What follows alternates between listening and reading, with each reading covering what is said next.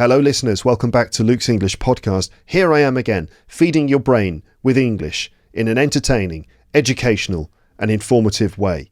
Today, I'm asking the question, is the glass half empty or half full? I expect you're aware of this idea. You've heard this before, right? These expressions, the glass is half empty, the glass is half full. If you're a premium subscriber and you've heard P77 Part 1 that I uploaded recently, then you heard me talking about it a little bit there as well. But anyway, the glass is half empty or the glass is half full. Now, if you look at a glass, let's say a glass which can hold 200 millilitres of water, and it has exactly 100 millilitres inside it. Is that glass half empty or is it half full? The way you answer that question tells us something about your personality. It reveals something about the way you see the world, if you have a negative or positive outlook on things. If you say the glass is half empty, it means you're a pessimist and you have a generally negative view of things. You see the emptiness in the glass, you focus on the lack of water, you're a glass half empty type of person. But if you say the glass is half full, it means you're an optimist and you have a more positive view of things. You focus on the water in the glass and you're a glass half full type person. In this episode then, I'm talking about being an optimist or a pessimist, what this means, why people tend to be optimistic or pessimistic, how we talk about these things in English, and which one is the better mindset for learning English. Here are some questions for you to consider or discuss in the comments section right at the start here, okay? So feel free to just consider these questions or even write your answers in the comments. So the first question, what about you? Are you a pessimist or an optimist? What do you think? Is the glass half empty or is it half full in your opinion? Does it depend? If it depends, what does it depend on? Second question, do you have another clever or funny answer to this question? Because there are other answers, like perhaps you could take the scientific view that in fact the glass is completely full because it's full of air as well as water, right? It's 50% water molecules, but the glass is also full of air molecules too, right? So feel free to leave alternative answers in the comments section. There are various funny answers to this question. I'll share some later, actually. Third question, what do you think causes us to be either optimistic or pessimistic? Why is it that some people are generally optimistic and others are generally pessimistic? Why does this happen? Is it a choice? Are we just free to choose the way we see the world? Or are we sort of designed that way because of our upbringing? Is it about our childhood, the experiences we have in our life that make us optimistic or pessimistic? Or is it genetic? Are we just born one way or the other? What do you think? Which outlook on life is healthier? So which type of people are more likely to be healthier and live longer, optimists or pessimists? And or the fifth question, do you think most people in the world are optimistic or pessimistic? Which outlook is more common? Which is the more common position among human beings on Earth? Optimism or pessimism? What do you think? And which outlook is best for learning English?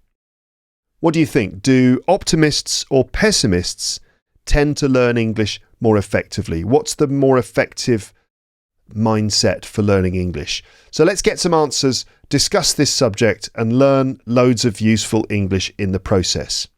So we're going to start with some scientific insights. I found an interesting video on YouTube just the other day, which actually inspired me to make this episode. And this video will help us to get answers to some of those questions. And I'm going to read the transcript of that video for you in just a moment. It's only a couple of minutes long, but it's packed with fascinating information on this subject and also loads of very interesting and useful English, vocabulary and grammar for clearly and efficiently discussing this kind of subject. So the video is by a channel called ASAP Science. ASAP, A-S-A-P, that's as soon as possible. So ASAP Science, a channel on YouTube devoted to making science make sense. The channel is run by Mitchell Moffat and Gregory Brown. They make videos which apply scientific research to common questions that we have about the world. This particular video is called "Is the Glass Half Empty?" So let me read the script from the video and we'll try to answer some of the questions I asked you earlier. I'll also explain some of the useful English which you can learn from this. You'll see, if you look at the PDF for this episode, you'll see in this text I've highlighted some words and phrases. Those are the bits that I will explain later. So, questions to consider. Here are sort of three of the questions I mentioned earlier. The first one is, what causes us to be optimistic or pessimistic? Is it a choice? Is it due to our upbringing, or is it genetic? So what makes us optimistic or pessimistic? Second question, which outlook is generally healthier? Which type are more likely to live longer? And do you think most people in the world are optimistic or pessimistic? So we'll get answers to those questions as I read the transcript for that video I mentioned. So here it is. Is the glass half empty? The optimist will say that this glass is half full, while the pessimist proclaims it's half empty. Of course, others may suggest that it's completely full of all the atoms that make up water and air. Others still might remind you that atoms are in fact 99.99% empty space, making the glass mostly nothing. But in all seriousness, can science explain your emotional perspective and outlook on life? It turns out it may not be in your control. Research has shown that those with two long alleles on specific genes controlling serotonin are more likely to focus on positive images, like someone enjoying ice cream, compared to those with a short allele on the same gene who are more likely to focus on negative things, like someone being robbed. Variation in the oxytocin receptor gene can also affect your outlook. Individuals with two copies of guanine are noted to be more optimistic with higher self-esteem, while those with copies of adenine were less positive.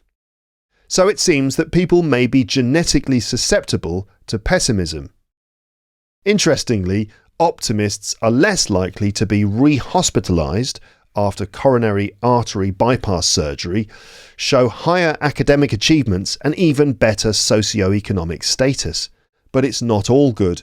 They can overestimate their abilities and underestimate risk.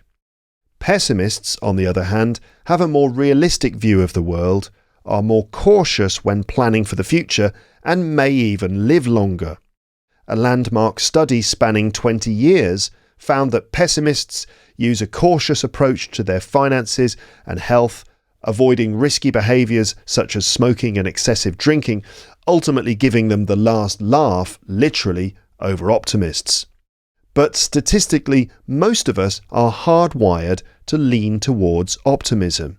Known as the optimism bias and found in around 80% of the population, we tend to overestimate the probability of positive events occurring in the future, while grossly underestimating the probability of negative ones. For example, even though the divorce rate can be as high as 40%, most newlyweds predict their probability of getting divorced at 0%. Chances are, when you imagine your future, it's usually better than your current situation. Furthermore, we often imagine ourselves as being more intelligent, sociable, and honest than other people. When we look at the brain, we actually see the left half exhibits increased activity when imagining positive events, whereas during negative events the right half's activity does increase, but to a much lesser degree. This suggests that the brain chooses to ignore and filter out negative information and focus on positivity. Our perspective is, whether you're genetically predisposed to see the glass as half empty or half full, don't waste water and just drink the damn glass already. Okay, how are you doing, everyone? Did you keep up with that? Let me give you those questions again and I'll answer them. So what causes us to be optimistic or pessimistic? Is it a choice? Is it due to our upbringing, or is it genetic? So this video suggests that it seems to be genetic. The answers are in paragraphs 4, 5 and 6 of the text. It's the section where it says, research has shown that those with 2 long alleles on specific genes controlling serotonin are more likely to focus on positive images, blah, blah, blah. So basically, some people have certain genes, or some people have 2 long alleles on specific genes controlling serotonin. Basically, some people have genes like this, which make them more positive. Other people have genes like this, which make them more negative. So it seems to be our genes which push us towards positive or negative thinking. And so it seems to be genetic, right? There are other details in the text, but basically that's the answer to that it seems to be genetic. Which outlook is healthier? Which type are more likely to live longer? So the text suggests that probably pessimism is healthier. You can get the answer in paragraphs 7 and 8. Let me find the answers there. Interestingly, optimists are less likely to be re-hospitalized after coronary artery bypass surgery.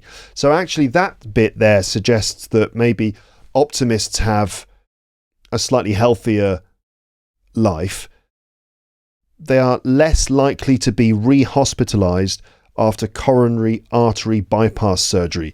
So after like serious surgery on your heart, if you're an optimist, it seems that you will probably, you have lower chance of going back to hospital for another operation. So it seems that optimistic people recover better from heart surgery than pessimistic people, but it's not all good. It says that pessimists have a more realistic view of the world. They're more cautious. So pessimists tend to be more careful. They tend to avoid risks. When planning for the future, they're more careful. And as a result, they might live longer. There was a landmark study mentioned, a 20-year study that found that pessimists take a more cautious approach to their finances and their health. They avoid risky behaviours such as smoking and excessive drinking, and this ultimately gives them the last laugh over optimists. That means that basically they win. They're the ones who sort of win in the end, literally giving them the last laugh. I mean, that's an expression which I'll explain in a moment, but it basically means they live longer than optimists.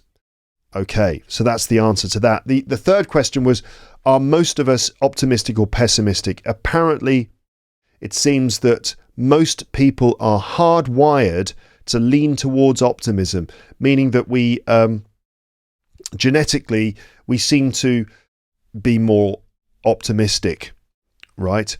And this is the optimism bias that our brains seem to focus naturally on positive things and to filter out negative things. 80% of the population, 80% of people tend to be more positive in their minds.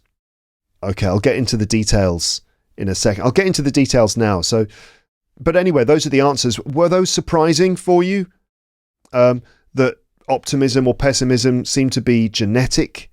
That there are genetic factors that drive the way we think?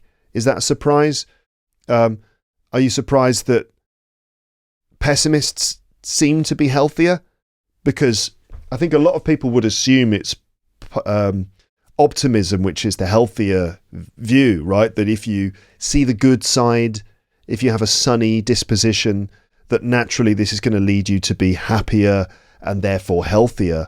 But being optimistic potentially can make you take risks that you shouldn't take. It means that you're not very careful. You don't maybe take steps to protect your future. And therefore, it's the pessimists who are more careful, more cautious and safer. And therefore, the ones that perhaps don't do dangerous behavior or dangerous things and then live longer. And do you think most people are optimistic or pessimistic? Well, apparently most people are optimistic. Is that a surprise? I don't know. Let's consider vocabulary at this point. Let me now go through that text and explain it all and break it down for vocabulary and grammar.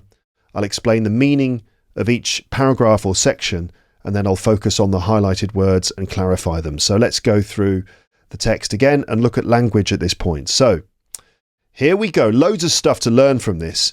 So is the glass half empty? The optimist will say that this glass is half full, while the pessimist proclaims it's half empty. Now there are a few different words, a few different verbs, which basically are alternatives to saying say, So the optimist will say the glass is half full, while the pessimist proclaims it's half empty. So to proclaim something, it's another way of saying say. And you may have noticed there are lots of different ways of saying say or said, right? If you're writing an essay, writing an article, writing anything, you don't want to just say all the time when you're reporting what someone else has said. It's not always just say or said.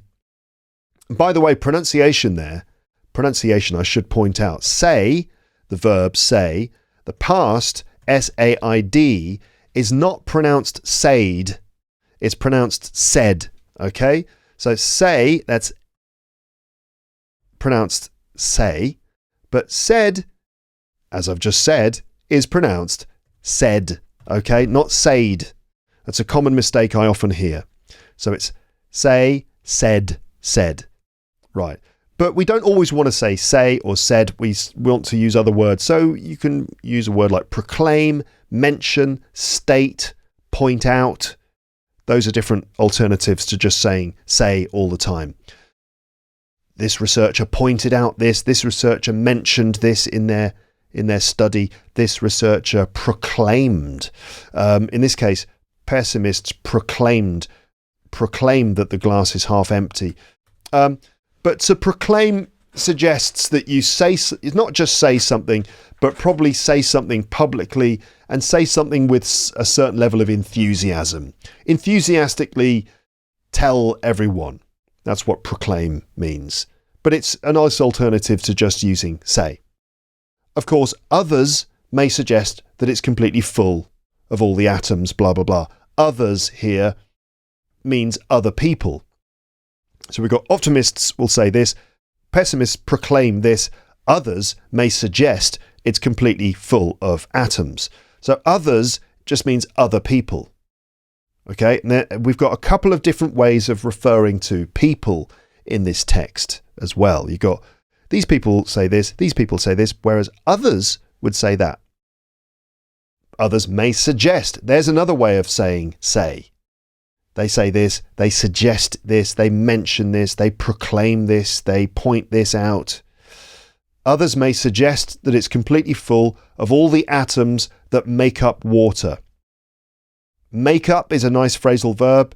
We use make up to refer to the constituent parts of something, all the different parts that combine to create something.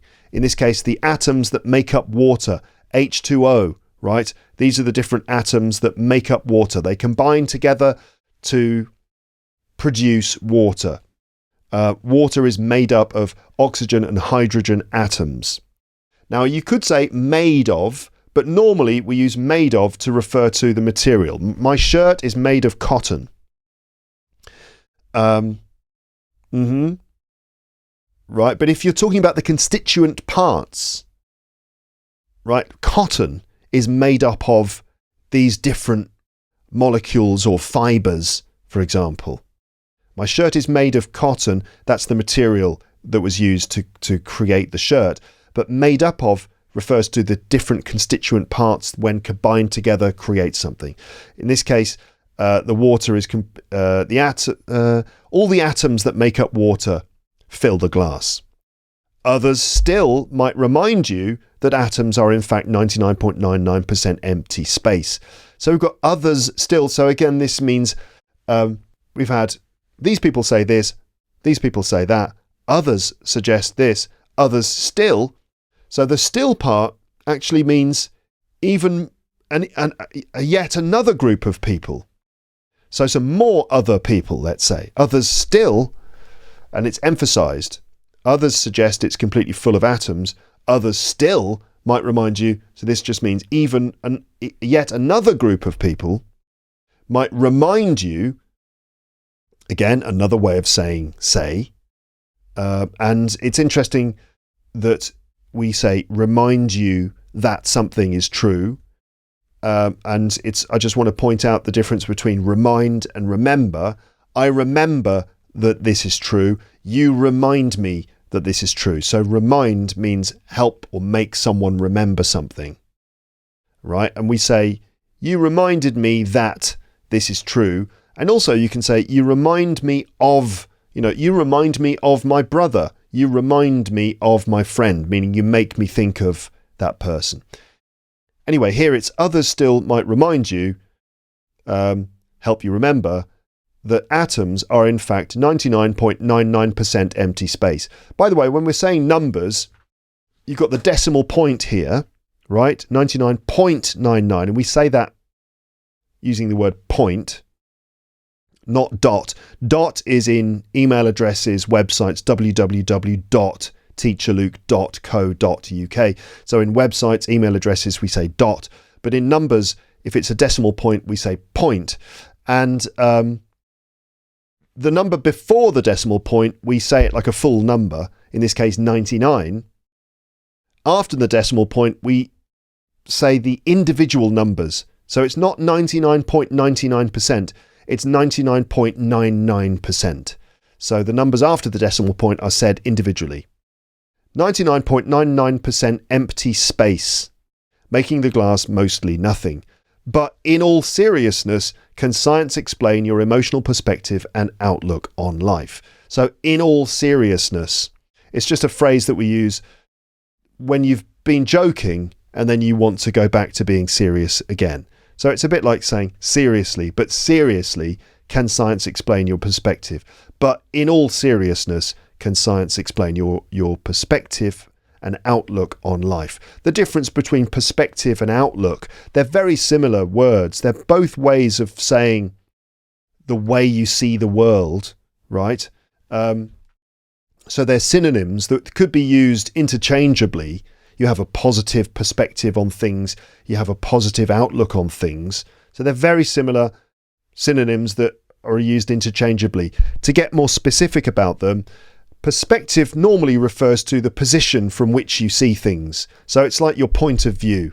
It's a very close synonym with the expression point of view. And I can have a different perspective to you because you're in this position, I'm in this position. For example, I am a 40-something English man living in Europe. This is my perspective on the world. And you might be a different type of person living in a different context. You would have a different perspective. Also, finding out what things are like from someone else's point of view gives you perspective. You can get perspective on a situation, which helps you to understand it and judge it better. Outlook normally specifically refers to the way you see the future. It's often used to talk about the future. You can have a positive or negative outlook, refers to the way you expect things to happen in the future. But they both refer to ways of seeing the world, and you can say a positive or negative perspective or outlook on life or on things in general. So can science explain your outlook? It turns out it may not be in your control. So it turns out, this is a nice phrasal verb. It just means that this is suddenly what you understand. It's what you understand after you've learned some things, or after you've realized something, or after you've seen the whole thing. Okay, so I'll give you some examples of that. So, for example, when I first started teaching, I became an English teacher a long time ago, 25 years ago. I became an English teacher really because I didn't quite know what else to do with my life. Okay, it wasn't because I had a burning desire to be a teacher, although I liked the idea of helping people, but I didn't really know what to do with my life, and I needed work. I needed a career, I needed an occupation, I needed to start earning some money, and also wanted to do something that would let me travel to different countries. And so English teaching sort of fit so English teaching just fit the bill for me, right? It turns out when I started actually doing it, and it turns out that I was actually quite good at it and that I really enjoyed it.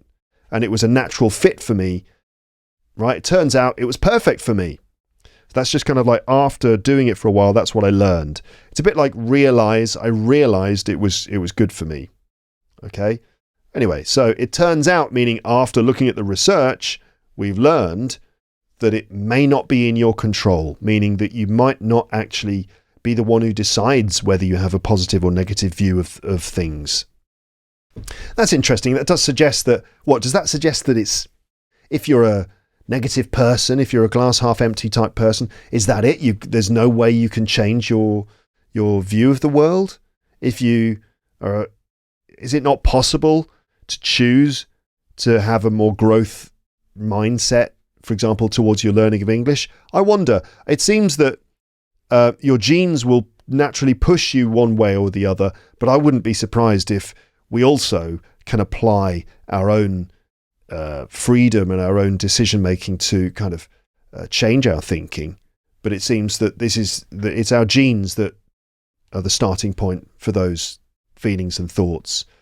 It may not be in your control. If something's in your control, it means you can control it, right? We also say under your control too. Research has shown that those with too long alleles on specific genes, so there's a bit of specific sort of genetic scientific English here about genes and stuff, which I'm not very familiar with myself. I think it's not stuff that the average lay person, meaning non-specialist, it's not stuff that the average lay person knows very much about, I think. So words like alleles and some of the other stuff, we're getting into more specific scientific knowledge that I think most people don't know. I did study biology at college. I vaguely remember stuff about alleles. I think they're just parts of genes. The parts of genes that you take genes and break them down. They get broken down into alleles, which are like little sections or parts of genes. Anyway, but I'm interested in the word those here. Research has shown that those with too long alleles, what does those mean there? Well, again, it's another way of referring to people. It means those people, or you could say people. So research has shown that people with too long alleles, but we use those as another way of saying people. Okay, so we've had others, meaning other people. Now we've got those, meaning those people. Those with too long alleles, as I said, alleles are parts of genes, on specific genes controlling serotonin. Serotonin, I think, is, what is it? A hormone or chemical in your body, which can make you more positive, gives you more positive feelings. People, or those with too long alleles on specific genes controlling serotonin, are more likely, that means there's a higher probability. So you've seen the word likely, you've heard the word likely, it refers to probability. The likelihood of something, the probability of something happening. If something is more likely, it means it's more probable. Less likely, less probable. Okay? So likelihood, probability, chance, these are all related ideas. So those people with genes like this are more likely, more probable to focus on positive images, like someone enjoying ice cream, compared to those with a short allele on the same gene. So basically, people with genes like this, I guess if they're given various images to look at, the ones with the genes, the long genes, focus on the positive image, like a person eating an ice cream, which I assume is a universally positive image, especially if the person looks happy. Whereas people with genes like that tend to focus on a negative image, like someone being robbed. It's interesting the way that these scientific tests are conducted. This apparently is how we decide whether someone has a negative or positive outlook, whether they focus on a positive or negative image. Does that prove that someone is positive or negatively minded? I mean, why could it not be possible that a person would focus on the person being robbed because they want to help them, because they see someone in need and they want to help that person. That might be evidence of a more positive mindset, no? Anyway, I always have trouble with scientific studies and whether they really are objectively how do you really measure these things? Anyway, that's what the text says. Then we've got language compared to. Yes, okay. Compared to those, and we've got those again, meaning those people. Okay, let's move on to the next paragraph. Variation in the oxytocin receptor gene. Again, more specific scientific language relating to, I guess, genes could be receptors. That means they receive oxytocin. Is this another hormone or chemical? I suppose it is. The oxytocin, variation in the oxytocin receptor gene. So you've got different types. There's a gene that receives oxytocin. This can affect your outlook. Some people have this gene like this. Other people have this gene like that. Individuals with 2 copies of guanine. Again, this refers to ways that genes can be different. Some genes have got, I suppose, 1 copy of guanine. I'm not sure what guanine is. I don't think we need to worry about it. Do we? Should we worry about guanine? I don't think you should lose sleep about guanine. Oh God, what's the matter, darling? I just couldn't sleep last night. Why? What's the problem? Just guanine. Just worrying about guanine. Trying to find out what guanine is. Come on. Right, according to Wikipedia, guanine is one of the 4 main nucleotide bases found in the nucleic acids DNA and RNA. The others being adenine, cytosine and thymine. In DNA, guanine is paired with cytosine. The guanine nucleoside is called guanosine. Right, does that help? Not really, but it's basically part of something that makes up your genes. Okay, don't worry about guanine. Individuals, meaning people. There's another word for people. Individual people. Individuals, people with 2 copies of guanine are noted.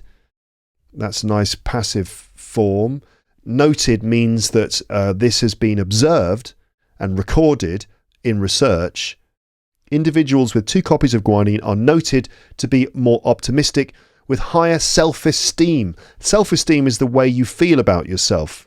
If you have high self-esteem, it means you feel positive about yourself. You think, yes, I'm good. I'm all right. I'm good at English. I'm doing well. And that gives you confidence. Low self-esteem is that feeling of feeling bad about yourself. Oh, I'm no good. I can't do this. Oh, I'm rubbish. That's low self-esteem. So individuals with 2 copies of guanine are noted to be more optimistic with higher self-esteem, while those with copies of adenine were less positive. So guanine is what you want. You want 2 as well. You want 2 copies of guanine, please. And no adenine. Anyway, genes like that make you more positive. Genes like this make you more negative. So it seems that people may be genetically susceptible to pessimism.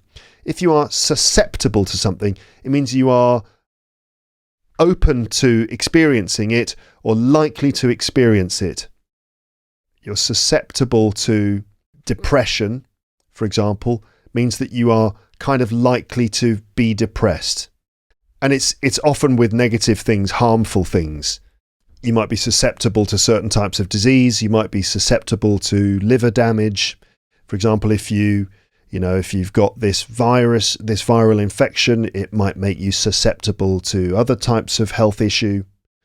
So it seems that people may be genetically susceptible to pessimism, that if your genes are a certain way, that you are more likely to experience pessimism. Okay, interestingly, and it's always nice to begin a sentence with an adverb, isn't it? Interestingly, curiously, funnily enough, surprisingly, unsurprisingly, in this case, interestingly. When was the last time you began a sentence with an adverb like that? I think everyone should do that more often. Interestingly, optimists are less likely to be re-hospitalized. That means put back in hospital. If you're hospitalized, it means you are taken to hospital. If you're re-hospitalized, it means you're taken back to hospital after coronary artery bypass surgery. Your coronary artery is one of the main blood vessels that goes into your heart. Okay? I can't remember exactly which one it is. Is it the one that goes your artery? So that means it's one that takes blood from the heart somewhere else.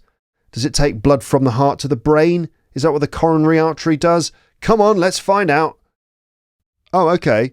The coronary arteries wrap around the outside of the heart. They send oxygen-rich blood into the heart's muscle tissues. So it's actually the blood vessels that carry oxygen-rich blood into the heart itself.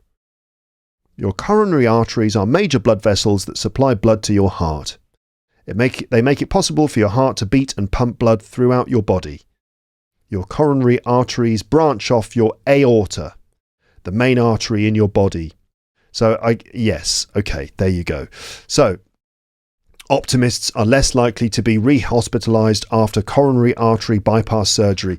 Bypass is where a surgeon does something so that if let's say a coronary artery is blocked, bypass surgery is how a surgeon finds a way for blood to go around the blockage and keep doing what it needs to do.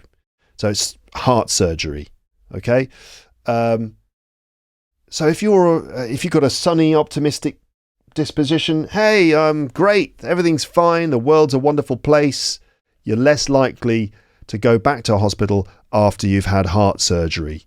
So just keep that in mind at all times. If you just think, oh God, I had heart surgery, oh no, that was terrible, wasn't it? Oh no, why me? Then it's like, you might end up going back to hospital again because something might go wrong. Whereas if you come out of hospital and think, well, that was fantastic, those surgeons are brilliant, and I'm so glad they gave me a new lease on life. I can't wait to keep doing the things I was doing, but more healthily. Then you're less likely to go back to hospital. That your heart will recover better. I'm not surprised. So optimists are less likely to be re-hospitalized. They're more likely to show. They're less likely. Wait a minute. Optimists are less likely to be re-hospitalized. Show higher academic achievements. Wait, does that mean they're less likely to show higher academic achievements, or optimists show higher academic achievements? That's not clear to me. Optimists are less likely to be re-hospitalized, show higher academic achievements, and even better socio-economic status. I have to say that's slightly... I know, but then it says, but it's not all good. Okay, so sorry everyone. It doesn't mean that they're less likely to show higher academic achievements. It means that they will show higher academic achievements. And even better socio-economic status. But it's not all good. And then some negative stuff. So socio-economic status. Your socio-economic status refers to your position in society, your status, high status, low status. Socio-economic refers to maybe your social class or how much money you have. If you have high socio-economic status, it means you're probably in a more wealthy, richer class of people. You're in a higher class. You've probably got more money. You live in a nicer part of town. You drive a nice car. Your kids go to a good school. You've got higher socio-economic status. And apparently optimists show higher or better socio-economic status. But it's not all good. They can overestimate their abilities and underestimate risk. If you overestimate your abilities, it means you estimate or judge your abilities as being higher than they actually are. Yeah, I'm brilliant at English, me. Absolutely fantastic. Actually, not so much. I think you overestimated your abilities there. And you underestimate risk. That would mean where you judge or assume risk to be lower than it is. Oh, I'm sure it'll be fine. No, I'm an optimist. I'm sure that jumping out of this plane without a parachute, I'll be fine.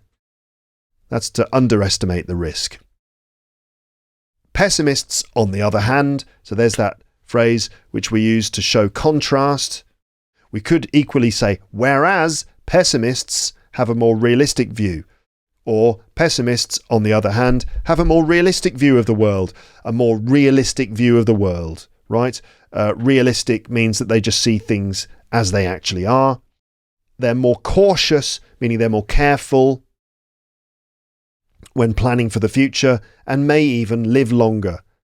They may live longer. We're not saying that they definitely do or will, just may. So that's just an interesting word to say, that we're not completely certain, but it looks like it. They may or they might live longer. A landmark study. This is a scientific study that is very important and that is very influential in the scientific community. A big, important study that lots of people refer to, that really sort of seems to that has made a lot of progress in this area of research. This is a landmark study spanning 20 years. Spanning means it continued for 20 years. It started and 20 years later it finished. The sort of the period of time the research was done lasted 20 years. If something spans something, it stretches across. Okay? It stretches across it. You talk about span, also can refer to the size of your hand. If you're a piano player, it helps to have quite a large span of your hand because you can reach more keys on the piano. So that's your hand span. But spanning 20 years means lasting 20 years. So this landmark study found, we had noted, we can also have found as well. These were the results of the study. It found that pessimists use a cautious approach. This is like a cautious way of doing things, a cautious attitude, you might say, to their finances, right, to their money and health, avoiding risky behaviours such as smoking and excessive drinking. So that's drinking in excess, drinking a lot, right? Drinking more than you should. Ultimately, and this is like after everything has been considered, after the entire process is finished, ultimately at the end of the process, ultimately giving them the last laugh. If you have the last laugh, it means that you win in the end. Okay, imagine you're having an argument with someone or a dispute with someone, and if you have the last laugh, it means you're the one who ultimately wins at the end. So, because pessimists are more cautious, this gives them the last laugh over optimists, just meaning that they win, but it's literally gives them the last laugh because I guess they actually do have the last laugh because they live longer. And so they are the last one to laugh because the other ones, the optimist has died, because they jumped out of a plane without a parachute, assuming everything would be fine. And then it's the pessimist who is still there and who's, has the last everything, the last meal, the last laugh, the last time listening to Luke's English podcast because they just lived longer because the other one's dead. Okay, but statistically, there's another nice adverb that you can use near the beginning of the sentence. Statistically, meaning based on statistics, numbers, figures, facts and figures. Most of us are hardwired to lean towards optimism. If you are hardwired to do something, it means it's in your design. A machine is normally hardwired, meaning that the wires are built in, fit in, constructed, fitted. A machine can be hardwired to do something. RoboCop, for example, is hardwired to protect the public. This is in his design. So here it refers to genetics, that most of us are hardwired to be optimistic. It's in our genetic design to lean towards optimism. If you lean towards something, it means that your body moves in that direction. So basically that just suggests that we are hardwired to be more optimistic, to point in that direction. Known as the optimism bias. Bias refers to the way that you favour one side over the other. Bias is often used in relation to a situation where something is not objective or not impartial. So newspapers, when we're talking about newspapers, they often have a political bias. So this newspaper tends to favour the Conservatives or the right-wing side, whereas this newspaper tends to be more left-wing. So that's political bias, favouring one side or the other. A referee in a football match, you don't want them to be biased. That's bias, ED. You don't want them to be biased. You want them to be fair and objective. If a referee is biased, if they have a bias towards one team, then that's not fair. The optimism bias means the way that people are naturally favour optimism instead of pessimism. This is a scientific pattern that people have noticed. The optimism bias, it's found in 80% of the population. We tend to overestimate the probability of positive events.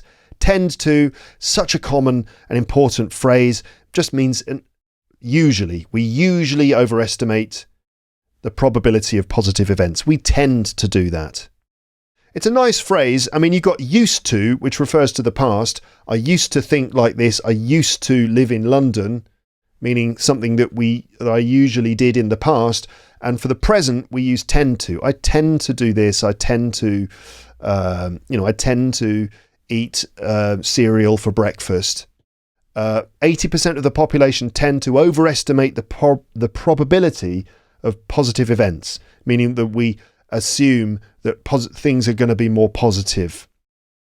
We overestimate the probability of positive events occurring in the future. Occurring just means happening, while grossly underestimating the probability of negative ones. So not just underestimating this probability, but grossly underestimating it, which just means largely, in a big way.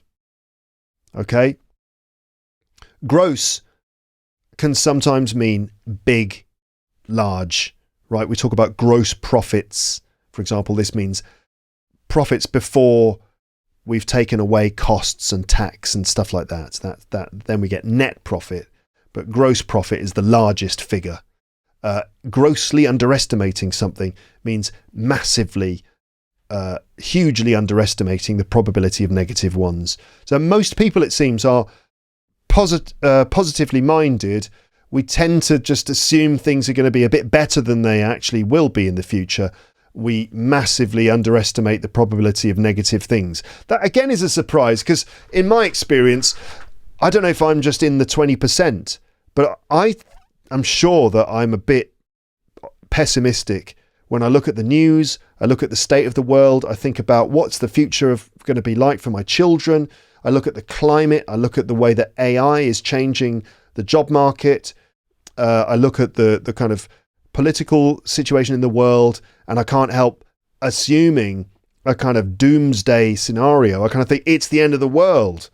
So I don't feel like I grossly underestimate the probability of negative outcomes, but maybe I'm just in the 20%. I don't know.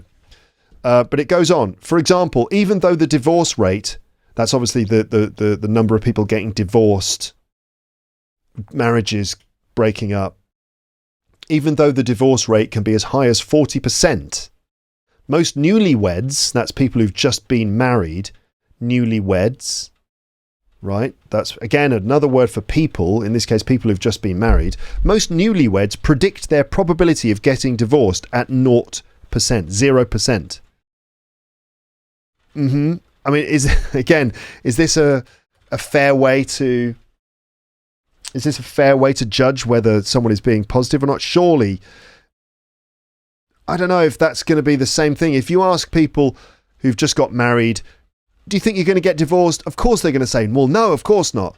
But if you ask them other questions about the future, they might be more negative about other things. I don't know if asking newlyweds about their likelihood of being divorced is a good way of measuring their optimism or pessimism. But anyway, most newlyweds predict their probability of getting divorced at 0%, even though the divorce rate is around 40%. Chances are, when you imagine your future, it's usually better than your current situation. Chances are, it's a nice phrase, just meaning probably. when you imagine your future, when you imagine your future, it's usually better than your current situation. Or chances are, when you imagine your future, it's blah, blah, blah. So chances are, it's just a nice phrase to put at the beginning of a sentence as a way of saying this is probably the case. Chances are England are going to get knocked out of the World Cup on penalties, because that's what always happens. Chances are it's going to rain this afternoon. I mean, it's already raining now. The weather's horrible today. Okay, you get the idea. Chances are this episode is going to end up being 2 hours long because I've got lots of stuff planned for it.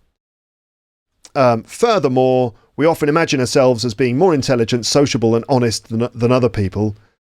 Okay, it seems that we are naturally inclined to just take a more positive view of everything. When we look at the brain, we actually see the left half exhibits or shows increased activity when imagining positive events, whereas during negative events, the right half's activity does increase, but to a much lesser degree. I'm not sure exactly what this means about the two halves of the brain, but it seems that basically our brain is more active when we imagine positive events than when we imagine negative events. And this seems to show that the brain chooses to ignore and filter out. So if you filter something out, it means you use some sort of filter to kind of remove or get rid of other things. In this case, negative information. Okay. Our perspective, that's the perspective of the people who made the video. Our perspective is whether you're genetically predisposed, meaning whether you're genetically designed, the way that you're genetically designed, which is going to lead to a certain outcome. If you're predisposed to something, what was that other word that we had? Susceptible. Susceptible suggests that, you're likely to have something bad happen. But if you're predisposed, it just means that you, by design, or your genes decide what's going to happen. For example, I have genes like this, so I'm predisposed to be more positive. Okay. Whether you're genetically predisposed to see the glass as half empty or half full, don't waste water and just drink the damn glass already. Good advice. Let me have a water break. Okay. Right, how are you doing, everyone? That took quite a long time, that vocab section. I mentioned before that there are various other funny answers to the question of is the glass half empty or half full. For example, a scientist might say, well, it's actually 100% full because it's not only full of water molecules, it's full of air molecules as well. Here are some other funny answers to this question. So, is the glass half empty or half full? The optimist, of course, would say the glass is half full. The pessimist would say the glass is half empty. The realist would say the glass contains half a glass of water. The cynic would say, well, someone drank the other half. Someone stole half my glass of water.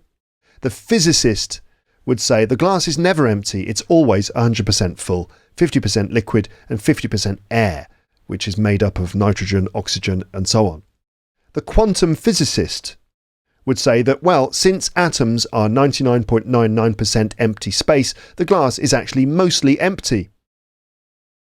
The engineer would say the glass is twice as large as it needs to be for the amount of liquid it contains. The chemist would say, well, the glass is technically full of molecules, but since there is a meniscus, the exact measurement is subjective. So a meniscus is another specific scientific term, and it refers to the fact that, when water is in a glass, the water, if you look very closely, doesn't just sit straight at where the water meets the edge of the glass, it curves upwards. It curves upwards slightly. So it's not a perfectly straight line where the water meets the glass. It kind of curves up. So that gradient in the curve as the water meets the glass means that there is no clear definition. The exact measurement is subjective because there's a kind of a little curve there.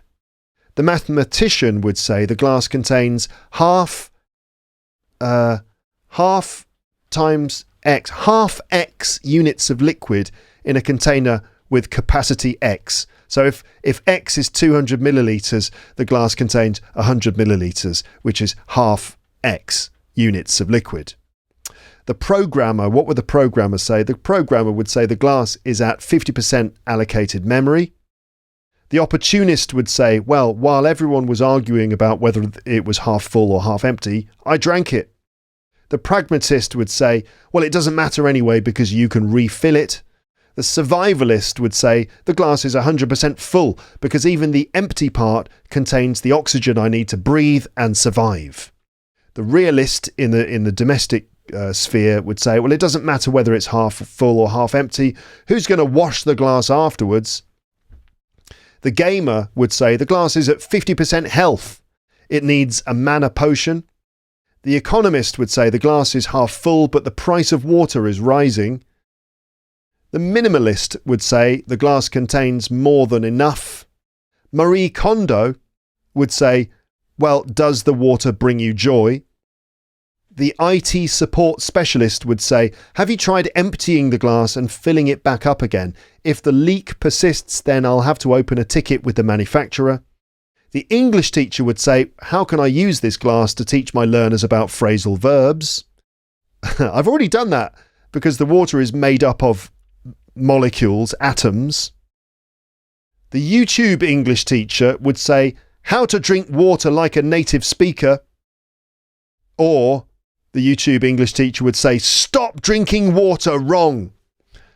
Or the YouTube English teacher would say, if you drink water like this, your English is proficient.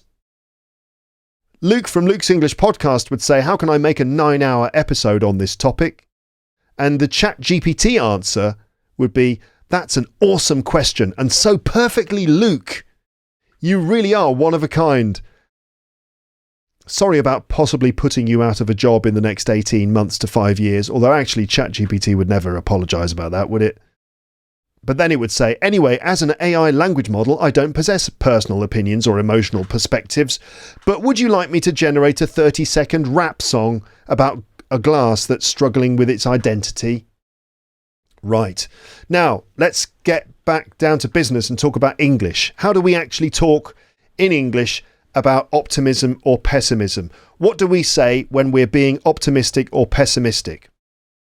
So here is a list of ways to express optimism and pessimism. I'm looking at specific phrases in English for talking about this.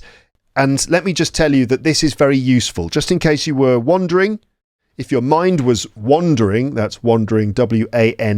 If your mind was wandering and you were thinking, about, I don't know, like, I don't know, anything else at all. Like, what is Luke's wife's name? What is Luke's daughter's name? What's Luke's son's name? These are more pertinent questions for me at this moment. If your mind is wandering to something else, or that's wandering with an A, or if you were wondering, wondering,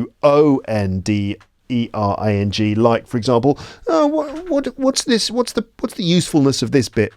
If you were wondering, let me just tell you that this is incredibly useful, and I'm going to teach you some extremely useful phrases in English that you can immediately apply to your use of English to describe all sorts of things, specifically your outlook on life and your predictions or visions of the future. So here's a list of ways to express optimism and pessimism, including idioms, collocations, and typical phrases used when talking about the future. Now, I know that the whole glass is half full or glass is half empty thing isn't just about the future. It's about how you see any situation, including the present state of things.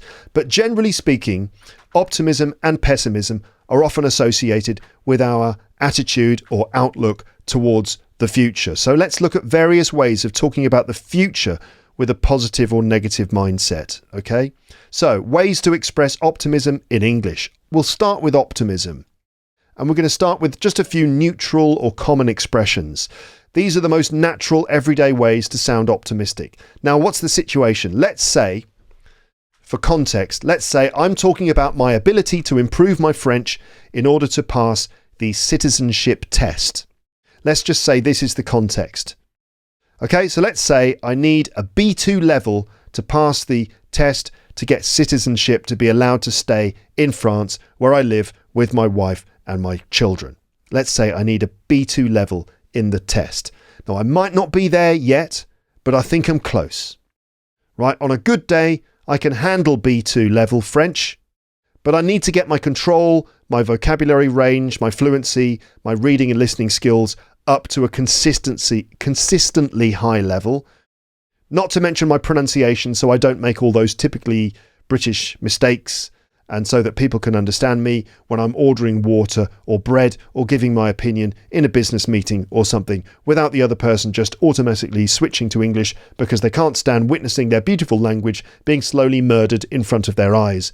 Sorry, the pessimism is creeping in there a little bit. So anyway, that's the context.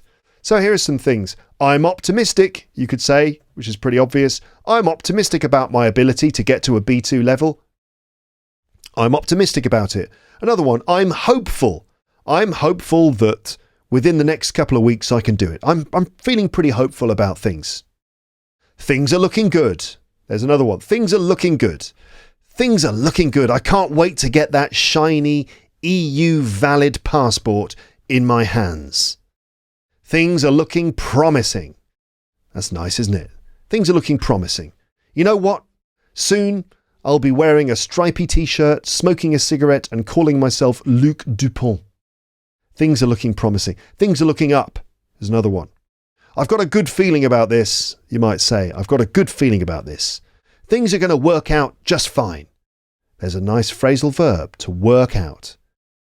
Things are going to work out just fine. Everything's going to be okay. In fact, I think I prefer wine to beer already. I think it'll work out. Workout's an interesting phrase. Obviously, you work out in the gym, don't you? You do exercise in the gym to build your muscles and stuff and stay fit. But things are going to work out, everything's going to work out fine, means things will sort themselves out. Everything will be fixed. The end result of everything will be good. Everything's going to work out great. I'm confident. I'm confident that if I practice and spend some time on this, I'll smash that language test. I'm very confident. I reckon it'll be fine. I reckon it'll be fine. Okay. What about some idioms? Everyone loves a nice idiom. Here are some idioms for positive outlook. The glass is half full. Well, you know this one already, but let's use it. You know me. I prefer to see the glass half full. So even if I can't string a sentence together now, and when I talk to people in French, they usually just stare at me for a few seconds before shaking their heads and walking away. So despite that, I'm certain I'll be speaking French like a native speaker by the end of the week, if not by the end of the day. Definitely a glass half full type person, me. Next one is to look on the bright side. Look on the bright side. So you might say, okay, so you didn't pass this time, but let's look on the bright side. Okay, so you didn't pass this time, but let's look on the bright side. At least now you know what to expect from the test. That's look on the bright side. Next, every cloud has a silver lining. Have you ever heard that one? Every cloud has a silver lining. Yes, clouds in the sky. Every cloud has a silver lining. So this means that every negative situation has a positive aspect to it too. Okay? A cloud is bad because it causes rain. They block the sun. That's bad. But every cloud has a silver lining. That means that, it's not true. It's not actually true. Clouds are not, a lining is like fabric on the inside. Fabric which is stitched into the inside. Like a coat. Your nice coat might have a lovely silk lining. Every cloud has a silver lining, which means that the inside of the cloud is stitched with silver. Okay. But it just means that every negative situation has some kind of positive aspect to it as well. For example, okay, so you're being deported and you won't be able to see your wife and kids anymore, and you'll have to go back to England. But every cloud has a silver lining. At least you'll be able to get a decent cup of tea in a cafe now. Another one, keep your chin up. Keep your chin up. Yes, your chin on your face. Keep your chin up. Just means keep your head up. Stay positive. Don't worry. Keep your chin up. I'm sure you'll pass next time. And stay positive. Just try to stay positive. So your teacher gave you 3 pages of corrections and you scored 0 out of 20 on your vocabulary test. But it's not the end of the world. Try to stay positive, okay? It's not the end of the world. There's another one. Take a hopeful view. I prefer to take a hopeful view and assume that even though I haven't studied at all for this test, I'm going to absolutely smash it. To keep the faith. Keep the faith. Let's keep the faith. Look, you're going to pass and you're going to pass hard. I prefer to keep the faith. I believe in you, Luke, you might say. Keep your spirits up. Stay happy, stay positive. Keep your spirits up. Look, can you go for a drink with Luke and just try to keep his spirits up? He's a bit down after failing that French test for the 19th time. What about phrases for expressing strong optimism? So when someone feels very confident about the future, you've got phrases like, I'm certain it will work out. I'm absolutely convinced it will be great in the end. I've got no doubt it will be fine. It's bound to work. It's bound to work. That's a good one. Bound to happen, bound to work out. Bound to means you're absolutely certain that's going to happen. Oh, it's only a matter of time. It's only a matter of time. It's definitely going to happen. It's just a question of when. I'm sure things will improve. Then we've got cautious optimism, which apparently is very common in British English. We tend not to be so bombastic and we tend to be a bit more measured in the way we express our optimism. So we say things like, well, I'm cautiously optimistic. I'm hoping to scrape a 60% mark. Feeling cautiously optimistic. It's looking quite promising. It's looking quite promising. Looking okay. Let's not hold our breath. There's a good one. Don't hold your breath means don't assume a positive outcome. Let's not hold our breath, but I have a pretty good feeling that things are going to work out okay. It's looking promising, but don't hold your breath or anything, okay? I think there's reason to be optimistic. I'm not making any promises, but I think this time, if he concentrates and remembers the things he's learned, he's in with a chance of passing. In with a chance. There's reason to be optimistic. So we've got cautiously optimistic. Right? Sounds very wise, very measured. It's looking promising. Let's not hold our breath. I think there's reason to be optimistic. I'm not making any promises, but I think he's in with a chance. Things are heading in the right direction. Meaning we're going in the right direction. He's made some good progress these last few days. Things are heading in the right direction. It might just work. You know what? It might just work. I know it's a long shot, but I think he's in with a chance. It might just work. I'm feeling quite positive. I think there's a good chance. There's a good chance he's going to be allowed to stay in the country. And who knows, maybe they'll give him free cheese as a reward. Right, so that was optimism. Now let's turn to the dark side and let's look at ways to express pessimism. Now let's switch to a different context. Let's switch to something else here. Something perhaps more appropriate for pessimism. Let's talk about England's chances of winning the World Cup in the football. Something a bit more appropriate for pessimism.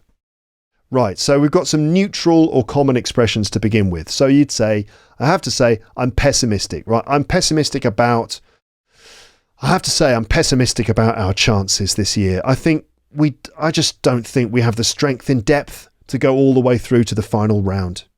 In football terms, strength in depth just means having lots of players in your team, lots of really good players. If you've got strength in depth, it means you've got good players all the way through the squad. Good players on the pitch, but really good players sitting on the bench. Strength in depth. But I'm pessimistic about our chances. And the manager's trying something different, and honestly, I don't think it'll work. They're trialling a new formation. I've got a bad feeling about this. So the manager's trialling a new formation. They're going with a instead of 4-4-2, they're going 1-1-1-1-1-1-1-1-1-1-1-1.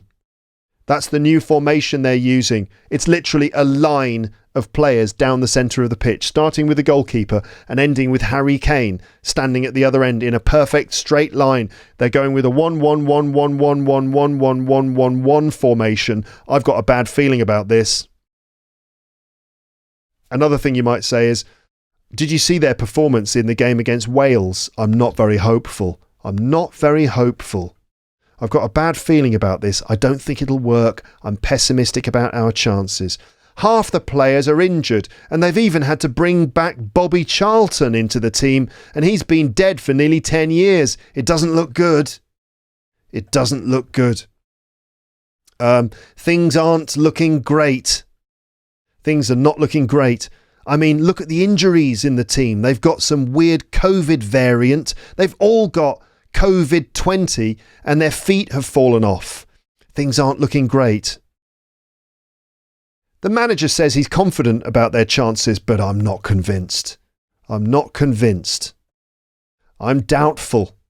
I'm very doubtful. When I saw the lads in training, they all had cricket bats in their hands, and I realised they were playing the wrong sport, and they weren't even very good at that. So yes, I'm doubtful about our chances. Unless there's a penalty shootout, of course, because I'm 100% certain we will win that. What about ideas for pessimism? Idioms, not ideas. Idioms, of course. Idioms for pessimism. More lovely idioms. So we've had to see the glass half full. We've got to see the glass half empty, for example. Come on, don't see the glass half empty. Be more positive. To expect the worst. Fans are expecting the worst as England face Germany, Brazil, Argentina and Spain all at the same time in their opening game. How that's possible, I don't know, but that's the modern game. So maybe this is because the World Cup's going to be hosted in America. They're making changes to the game and they've decided that just two teams on the pitch at once isn't enough. They need more. So it's going to be England versus Germany, Brazil, Argentina and Spain all at the same time. Fans are expecting the worst. Take a dim view. To take a dim view of something. Well, Luke, I certainly take a very dim view of England's prospects this year. All their players are dead. To take a dim view of something, I think it's pretty obvious. It just means that, you know, a negative position on it. To be doom and gloom.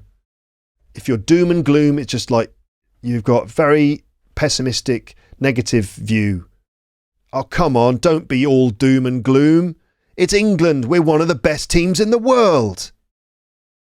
To be negative about something, that's not really an idiom, is it? I think you're being a bit negative about things, Luke. To be a pessimist, also not an idiom. You're a natural pessimist. Come on, lighten up a bit. And to be cynical about something. To be cynical, it's not healthy to be so cynical all the time. Then we've got strong pessimism. Oh no, it's a penalty shootout. We're doomed. If you're doomed, it just means you're screwed. Everyone's going to die. It's the end. We're doomed. Oh, they're playing the old-fashioned long ball game. It's not going to work. It's not going to work. There's no chance. There's no chance we'll get through the knockout stages if we keep playing like this. Or Harry Kane is injured and so is Jude Bellingham and Kate Billington and Teddy Sheringham. Oh, we're in trouble. We're in deep trouble. We're in deep trouble. I didn't realise Kate Billington was a professional footballer, but, you know, she's a very talented person. I hate to say it, but this isn't going to end well. This isn't going to end well. What about British-style understatement? As I said before, we tend not to be too bold and bombastic with our statements. We tend to use understatement. For example, I'm not terribly optimistic about our chances. I'm not terribly optimistic, right, about our chances. It's not looking great, is it? It's not looking great, is it? It's not looking great. I'm not holding my breath. There's that one again. Winning the World Cup. I wouldn't count on it. I wouldn't count on it. I wouldn't get your hopes up. Don't get your hopes up, meaning don't expect things to be great. I wouldn't get your hopes up. I don't think we'll do very well this year. And then some humorous or informal expressions. For being optimistic, You might say, oh, it'll be all right on the night. It'll be all right on the night. Just means that when we actually do it, I'm sure it'll be okay. So you're practicing, maybe you're doing a presentation or something like that, and you're practicing the presentation. Each time you practice it, it goes horribly wrong. You forget what you were going to say. The PowerPoint crashes, the computer explodes. Oh dear. And you say, oh, it'll be all right on the night, meaning it'll be okay when we actually do it. Oh, don't worry, something will turn up. If something turns up, something arrives, something happens or arrives, something will turn up, meaning something will just arrive or happen that will make it okay. Oh, it'll all blow over. It will all blow over. It refers to a storm, right? Weather, a storm. And when the storm blows over, it just means the wind blows it away. And we use that to talk about like a bad situation. Oh, like zombies have arrived and they're taking over the world. But, I'm sure it'll all blow over. If you've seen the film Shaun of the Dead, that is one of the things he says. In the Shaun of the Dead, London gets overtaken by zombies. And Shaun, the character played by Simon Pegg, says, let's just go to the pub and wait for this all to blow over. Not a bad plan. To be pessimistic, you might say, knowing my luck, knowing that I see they're digging a hole at the end of the road there, knowing my luck, I'll fall into that. This has got disaster written all over it. This has got disaster written all over it, meaning you expect it to be a disaster. It's a recipe for disaster. I love that phrase. It's a recipe for disaster. You're looking at a situation, you think it's going to be a disaster. You look at all the elements and you just think, God, this is a recipe for disaster. It'll end in tears. It will end in tears. That's what I say to my kids when they are sort of playing a game, maybe that involves them climbing on each other or fighting with each other. And I always say, it'll end in tears, meaning it's going to end with someone crying. And then finally, we're doomed, which is what C-3PO always says in Star Wars. Oh, we're doomed. Yeah. What about useful adjectives for describing a positive or negative outlook?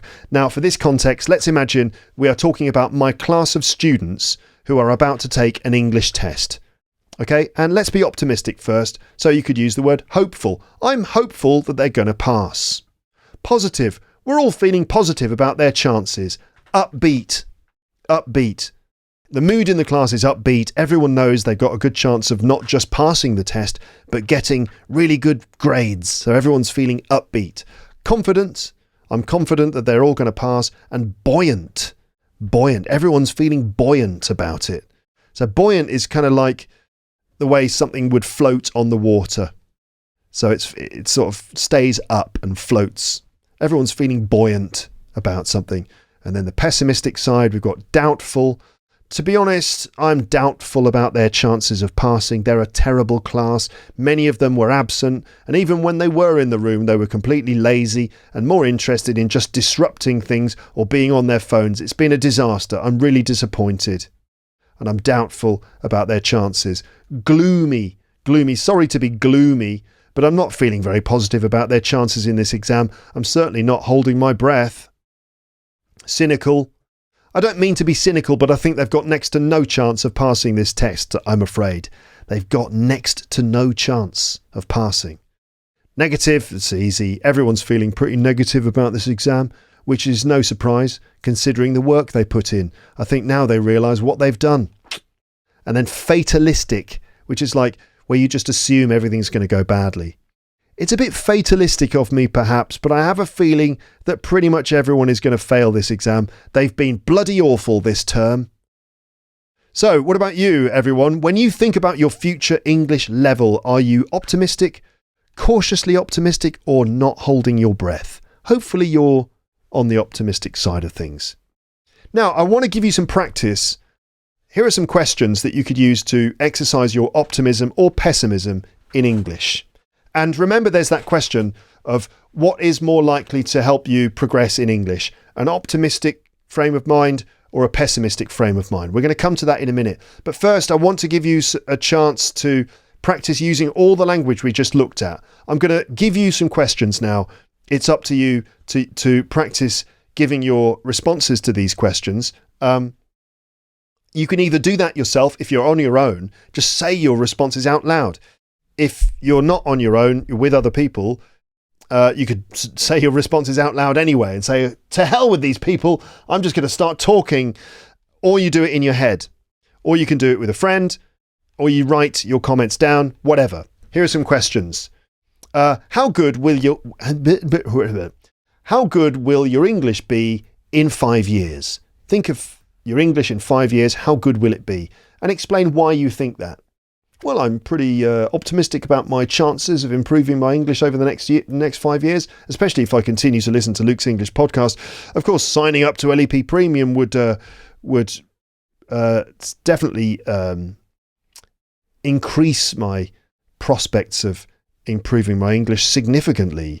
And if I wanted to do that, I would go to teacherluke.co.uk/premium, of course. Question 2. Do you think you will still be studying English next year?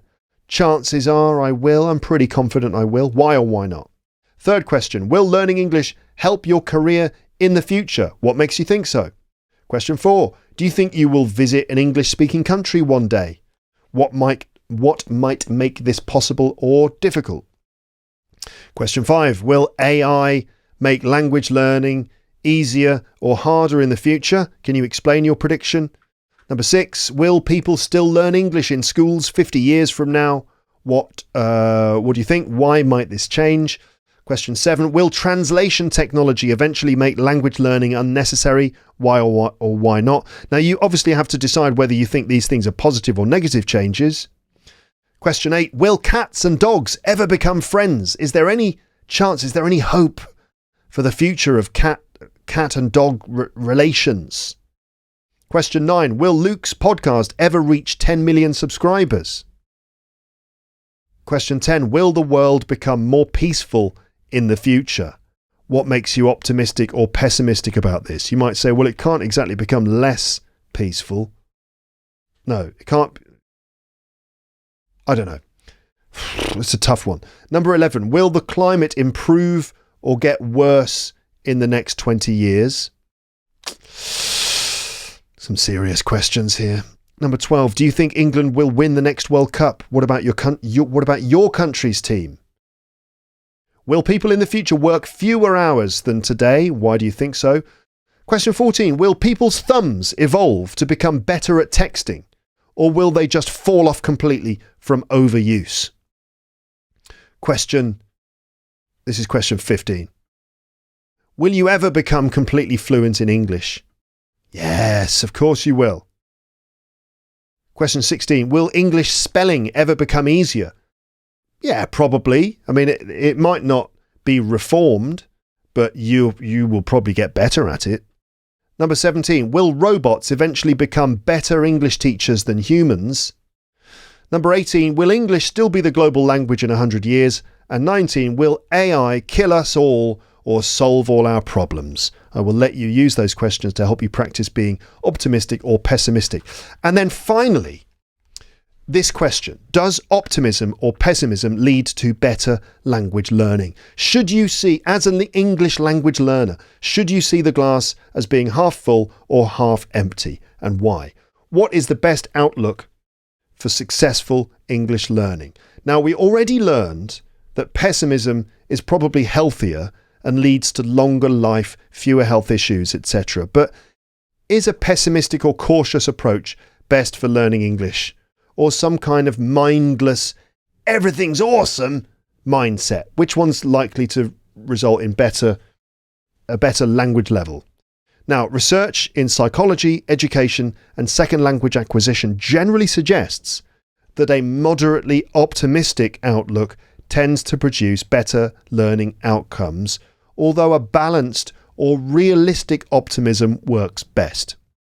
So, realistic optimism, that's what we're looking for, a balanced approach. Let's look at the reasons why. So, first of all, optimism improves persistence and motivation. Persistence, the ability to keep going even when things get difficult.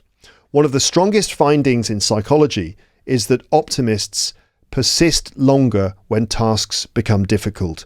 Psychologist Martin Seligman, one of the founders of positive psychology, found that people with an optimistic self-explanatory style, try longer, recover from failure faster, and maintain motivation. That's from Seligman, Learned Optimism in 1991. In language learning, this matters because progress requires thousands of hours of effort. Sorry to break it to you, everyone. I mean, it might not always feel like effort if you're enjoying it, but anyway, thousands of hours. Students who believe improvement is possible are more likely to keep studying, tolerate mistakes, and continue after setbacks. A setback is something that makes you feel like you've gone backwards somewhat in your learning, like a mistake or a moment when you felt embarrassed or something like a failure. Research in education shows that optimistic students achieve higher academic outcomes, partly because they persist longer after failure. For example, Carver and Shea found optimism strongly predicts perseverance toward long-term goals. For language learning, this could be summarized like this. Optimistic learners think, I'll get there eventually. Pessimistic learners think, I'll never be good at this. And that difference strongly affects persistence, which is a key part of success in language learning. So tell yourself today, give yourself a chance and tell yourself, I'll get there in the end. Okay? I'll get there eventually. That's what you should always tell yourself. It's all right. I'm moving in the right direction. I'll get there. Maybe not today, maybe not tomorrow, but soon, and for the rest of your life. Number 2, optimism reduces language anxiety. A huge factor in language learning is foreign language anxiety, and I'm sure we've all been there. We've all felt anxiety. We've all felt nervous, anxious, uncomfortable, awkward, embarrassed when trying to speak another language. Research by Horowitz in 1986 showed that anxiety can seriously reduce speaking performance. Right, we all know what that's like. That's just where you stumble over your words, you can't think properly, the connection between your brain and your mouth gets broken. So it can seriously reduce speaking performance. Participation, that's where you're in a group situation and you just you don't speak, you just kind of go into yourself, become all introspective and quiet and shy. So it reduces participation and reduces willingness to communicate. You just don't want to talk. Optimistic learners tend to interpret mistakes differently. They think, well, mistakes are normal. This is all part of learning. Pessimistic learners often interpret mistakes as evidence that they are bad at languages. That's the conclusion. They can think, I'm just no good at this. And that can lead to avoidance of speaking, fear of embarrassment, and less practice. In other words, optimism increases your willingness to communicate, which is crucial for language acquisition. You have to be in it to win it, and having a positive mindset means that you're more likely to practice, and that's going to spin you into a positive, benevolent cycle, right? I've talked about this many times before. You want a virtuous cycle of behavior, reactions to your behavior, and your mindset. You spin it positive, and it's a snowball effect where it kind of the positivity helps to keep your momentum going, which leads you to practice more effectively, and so on. Okay. Thirdly, optimism is linked to a growth mindset. Research by Carol Dweck on growth mindset is very relevant. I've talked about growth mindset before. What is it? A growth mindset means believing that abilities can improve through effort. It's the belief that you are not fixed. Your brain is not a fixed single state, that it can change and it can improve, and that happens through effort. If you apply yourself, you can change, you can improve, you can be better. Right? Growth mindset learners view mistakes as feedback and opportunities to improve. They believe improvement is possible and they embrace challenges rather than running away from them. This mindset is strongly associated with optimism about learning ability. Studies in education show that growth-minded students work harder, perform better, and recover from failure faster. In language learning terms, optimistic learners believe they can become better speakers and probably will do as a result, whereas pessimistic learners often believe, I'm just bad at languages. I think it's like a very natural thing to think. We've all been there. I've definitely been there. I often think to myself, maybe I'm just one of those unlucky people who's just no good at this. But that mindset doesn't actually help you. And it's not true either. It's all about the way you apply yourself. But pessimism can sometimes help with planning. Interestingly, psychology research also shows that a certain type of pessimism can be useful. Psychologist Julie Norum believes or describes something called defensive pessimism.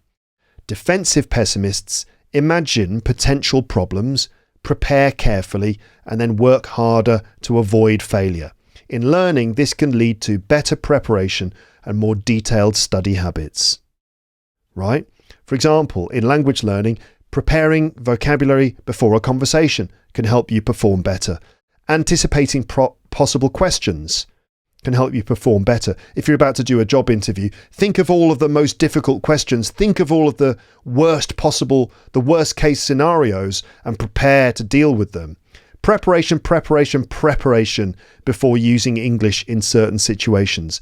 However, defensive pessimism works only if it leads to preparation and not avoidance. So, for example, if you think, oh God, I could get some difficult questions, I think I'll just run away in the other direction, that obviously doesn't work. But if you think, oh, it could be difficult, let me prepare myself, that's going to lead to much more successful outcomes. Remember, fail to prepare, prepare to fail. Number 5, the best mindset is realistic optimism. Many researchers suggest the most effective approach is realistic optimism. This means believing success is possible, but recognizing effort is required. Optimists sometimes fall into overconfidence, which can reduce preparation, but pessimism can lead to giving up too early. The ideal learner attitude is something like this, thinking to yourself, this will take time and effort, but I can improve if I keep practicing. Number 6, positive emotions improve language learning. Research by Barbara Fredrickson from the Broaden and Build theory shows that positive emotions extend attention, mean that you could maybe listen to a podcast for longer, improve creativity, and increase cognitive flexibility. These are extremely helpful in language learning because learners need to focus for longer, listen to episodes of Luke's English podcast, notice patterns in language, interpret meaning, and experiment with language. Negative emotions like anxiety do the opposite. They narrow your attention and encourage avoidance and self-defense. So the conclusions are this. Optimism tends to produce better language learning results because it increases your motivation, your persistence, your willingness to communicate, and your resilience after mistakes, your ability to recover. However, a little bit of pessimism can help with planning and preparation. So the best attitude is probably realistic optimism, believing improvement is possible while recognizing that learning takes effort. In language learning, pessimists might say, my English is terrible. But optimists might say, my English just isn't perfect yet. And the opportunist just opens their mouth and starts speaking. So what's your opinion on the subject of learning English? Is the glass half empty or half full? What do you think? Is the glass half empty or half full in terms of learning English and your prospects of getting to the language level that you want? But you should probably say, well, it's obviously optimistic, positive. Yes, I can. I might need to do some work. It's going to take time, but we will get there in the end. Here are some questions for your consideration and discussion at the end of this episode. So some more questions for you to consider, perhaps for the comments section. Now, I could ramble about these questions forever, but I will let you come up with your own answers to these. You could argue any answer you want, but consider some of the things I've talked about during the episode. So, how many questions? I've got 15 questions here. Right. If you understand 70% of a conversation in English, you listen to a conversation and you understand 70%, is that success or is that failure? You didn't understand 100%, you understood 70%. How do you classify that? Number 2, if you can say what you mean, but you make mistakes, are you communicating well or are you speaking badly? Now, as I said before, there's not necessarily a right or wrong answer to all of these questions. It's really just a way to let you exercise a form of cautious optimism or realistic optimism. Thirdly, if you learned 10 new words today, but you forgot 5, did you succeed or did you fail? You learned 10, you studied 10, you learned and remembered 5, and you lost 5. Is that success or failure? And I strongly suggest that you actually take the time to answer these questions and try to push yourself towards a cautiously optimistic outlook. But really do it. Really do it. Really say your answers out loud and try to encourage yourself to look on the bright side. I'm sure it would be very helpful and beneficial to your English. Remember, we're always attempting to spin ourselves into a virtuous cycle of positivity and growth mindset. Number 4, if someone understands you even though your grammar isn't perfect, is your English good enough or not good enough? Number 5, if you can watch a film in English with subtitles, is that cheating or is that learning? Now, I'm not suggesting it's learning. I'm suggesting, to be honest, it's a combination of the two. That, okay, you watch your Netflix with subtitles on. That's great because it does give you the opportunity to notice phrases, and it's a little bit of scaffolding, a bit of support to help you understand. But, you should also consider switching the subtitles off from time to time and just kind of, just focusing on your pure listening skills. Are mistakes signs that you're failing or signs that you're learning? Well, it's kind of both, in the sense that you're failing to be correct or to use the language correctly, but they are all opportunities to improve. And when you make mistakes, if you do an exercise, if you do one of my vocab quizzes, if you're a premium Lepster, and you notice that you got quite a few things wrong, in a way, that's the positive way to look at that is to think, right, here are opportunities to learn things. Here are the gaps I need to fill. If someone corrects your English, is that criticism or is it help?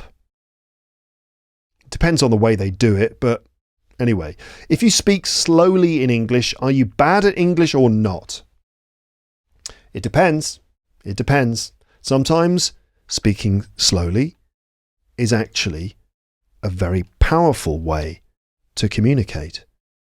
And taking your time, saying each line very carefully, can actually give your English a certain strength.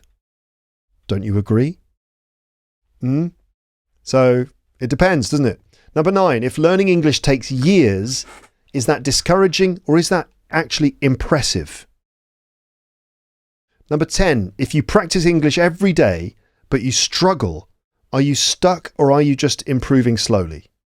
Struggling in English, is that a sign of a problem or is that a sign that learning is occurring? Number 12, when you hear a native speaker talk quickly, is it proof that your English is poor, proof that their English is poor, or proof that we all still have things to learn? So when you hear a native speaker talking in a way that is not very clear or very helpful and it's difficult to understand them, what does this mean? Does it mean you've got bad English, they've got bad English, or we all have room to improve? 13, if you know more English than you did last year, but you still feel limited, are you progressing or are you falling behind? Number 14, is fluency a destination or is it a journey? Number 15, while everyone is arguing about whether their English is good or bad, should they just start speaking? And number 16, is the glass half empty or is it half full? Okay, that's the end of this episode. I look forward to reading your comments in the comments section. Thank you very much for spending this time with me. I hope that it's been useful. There's been a lot in this episode, right? Check out the PDF that's available to download free. You can just read all the stuff I've been reading from, all those notes, all those bits of English, all those phrases, everything. You could work with it and improve your English.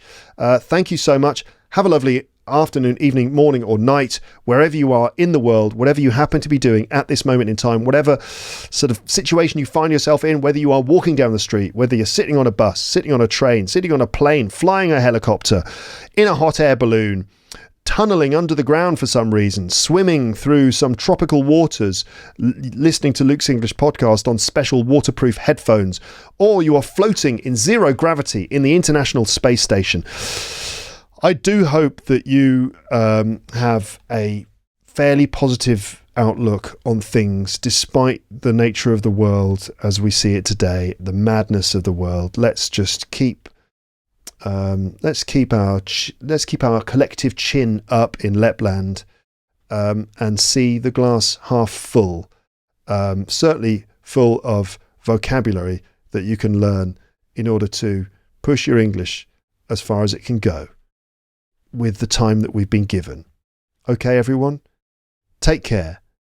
Be excellent to each other, and I will speak to you next time. But for now, it's time to say goodbye. Bye.